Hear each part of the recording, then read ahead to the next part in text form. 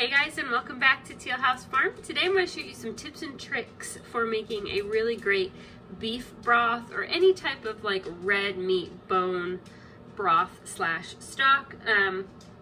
So this would work also for like lamb or really even pork if you wanted to.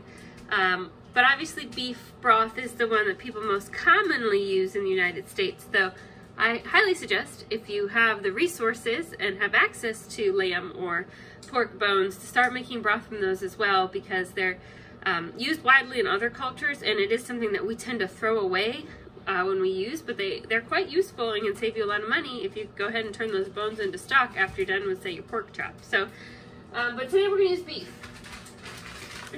I'm making a ginormous batch of beef broth because tomorrow I want to make beef and vegetable soup and can it for the winter, and I will definitely share that recipe with you later this week. So we're going to make the broth today so that we can just get right to the soup making tomorrow. If you want to can the beef broth that we're making today, I will link instructions with the canning times below that you can go ahead and check on your canning and your altitude and your pounds pressure and all that kind of stuff. But we're not going to actually can this one because we're going to be canning the soup later. So a couple of things. So if you don't buy a whole or part of a cow from a butcher, then you probably don't have these. These are beef soup bones, and that's what we're gonna use. And those come when you buy, or they're an option when you buy a cow. And when it comes to buying beef from a butcher, I always take everything they offer me. I want the soup bones, I want the tongue, okay? Because you're gonna basically pay the same price whether or not you take it. So take everything and learn how to cook it. But if you don't have access to beef bones, soup bones, don't worry about it. Hi, Pat. Something we've done in the past is if we have a piece of beef that has the bone in it, so we're talking like a steak that might have a bone in it, or sometimes roasts. I know. Roasts have bones in them. When you cook, after you've cooked your meat, or even before you cook your meat, cut out the bones and put them in a bag in the freezer. Once you have a whole bunch, then you can go ahead and start right where we are right now to get ready to make some beef broth. So you don't specifically have to have the soup bones is what I'm saying, just bones from some sort of beef cut. Okay, snacky, okay? It's better to use uncooked bones, just as far as extracting as much of the beneficial properties from it, but you can definitely use cooked bones that you cooked and then cut the meat off and then save the bones. They're gonna work fine too. But uncooked bones are gonna be your 2 thumbs up because you're gonna get all the benefits of the marrow that's still in there, and all of the great flavor some of it hasn't leached out from already being cooked. So today we're doing 2 soup bones. I have a bag in the freezer. This is celery tops that I've cut off of celery over time as we've been eating celery, and peels from carrots when we peel the carrots to eat. Save those in the freezer. We're going to use those. We also have 2 onions and 2 potatoes. Usually I'll have a second bag in the freezer that's onion peels and potato peels, but I've already used those to make chicken broth, so we're just going to use 2 whole potatoes and 2 onions to make up for the fact that I don't have peels in the freezer. One of the best tips when it comes to making beef broth is you want to roast your whole vegetables and your beef meat and bones in the oven for about 40 minutes to extract flavor. It really does make a difference. Can you make it by skipping this step and just throwing everything in a pot? Yes, but if you want just excellent, just hearty beef broth, don't skip this step. Do this step.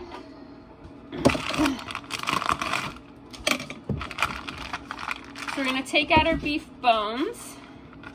They obviously still have quite a bit of meat on them, and so what I'm going to do to help with this roasting process is I'm going to go ahead and just cut around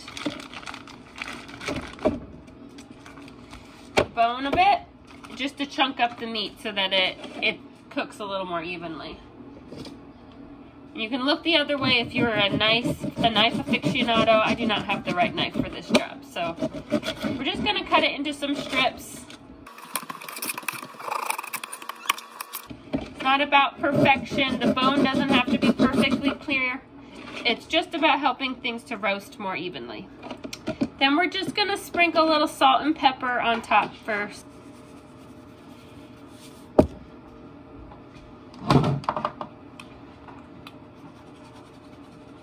Okay, and then I just use my hands and I kind of just rub it in to get it evenly mixed over the bones and the meat pieces. Then we're going to just spread everything out in the pan. We're gonna take our potatoes, we're just gonna cut them into quarters. So half, and quarter, and just lay those on the pan next to our meat here. It's all gonna get roasted together. We are not gonna roast our celery tops or our carrot peels. Those will just burn to smithereens in the oven. Okay, and the onions, same thing. We're just gonna quarter them and leave the peels on. The peels really help give the final broth a really nice color.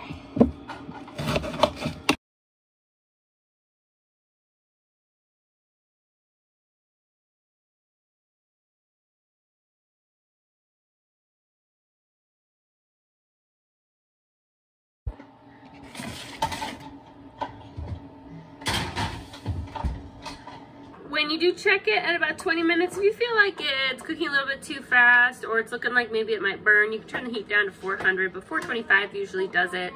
You don't want your bones or your veggies to be burned, to be blackened, but you do want them to be nice and brown and roasted. So let's give it 20 minutes and then we'll come back and flip everything over.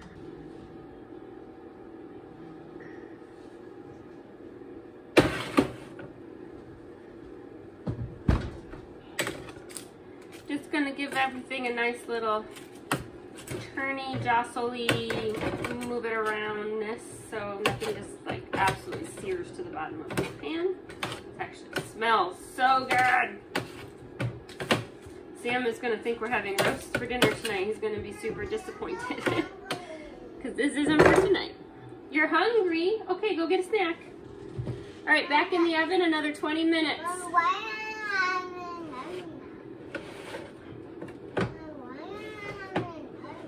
An onion. We're gonna make some soup. What are you asking? Are you hungry? Yeah. Then you can have another snack because dinner's gonna be late tonight. You're so silly.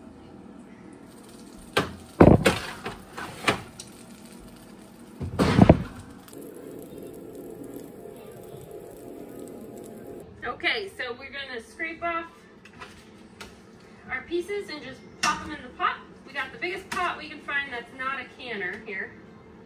Even a little bigger would be nice, but I don't want to make it in my canners because my canners won't fit in my refrigerator because we're gonna have to put it in the refrigerator for tomorrow. So there's the largest pot that's not a canner that's still fit in my fridge.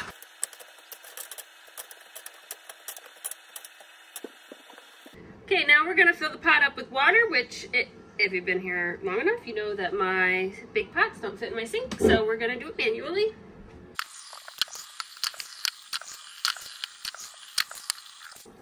Okay, we're gonna pop in our celery tops and carrot shreds, carrot peels. Okay. Some other things that you can add. So really, you know, with a broth, you can kind of add any vegetables you want. It's just going to affect the flavor. So the most popular ones are onions, carrots, celery, and potatoes. Broccoli stalks work really well. Squash actually works relatively well. I would stay away from things that have like intense flavor like peppers because your whole broth is going to taste like that. So, but really, a lot of the vegetables that you're eating, there's pieces that you cut off because they're not, you know, the most desired pieces, like broccoli stalks, cauliflower bottoms, I don't think you call them a stalk, whatever you call them. Your Brussels sprout stalks, if you grow Brussels sprouts, those can all go in here and they'll do great. Now, to help enhance the flavor of this, we're gonna add a few spices. So I like to add a couple of bay leaves. I'm gonna add a handful of fresh parsley from the garden. You can use dried parsley if you don't have fresh. And I'm gonna add just a couple cloves worth of minced garlic. You could just put the whole garlic cloves in too.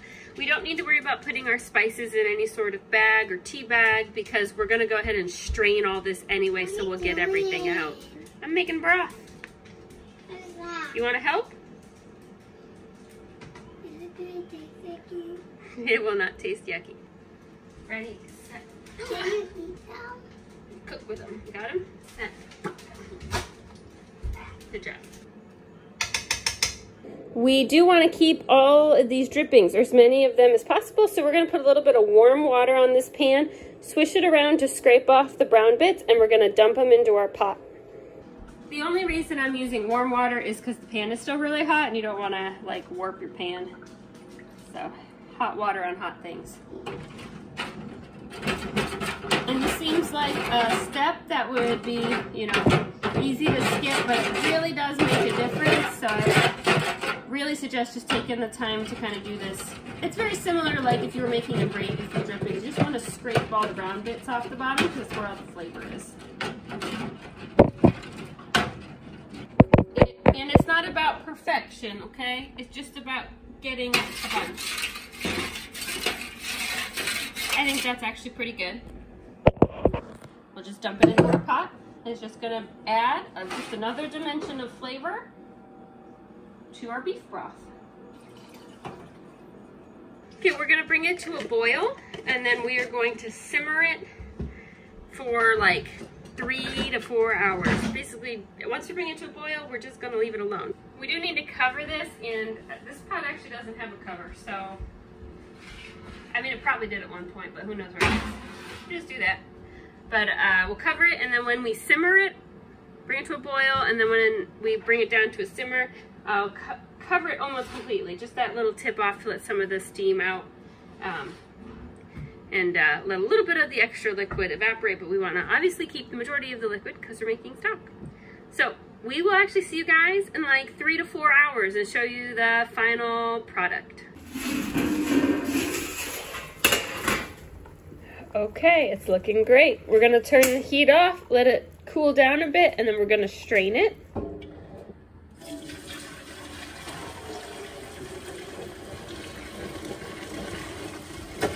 And there we have very nice dark colored beef broth. Again, you could can this. We are going to put it in the fridge for tonight, and in the morning it's going to become a giant batch of beef and vegetable soup, which we will then can that and we'll be able to enjoy it all winter. Thanks so much for watching, and we'll catch you guys next time.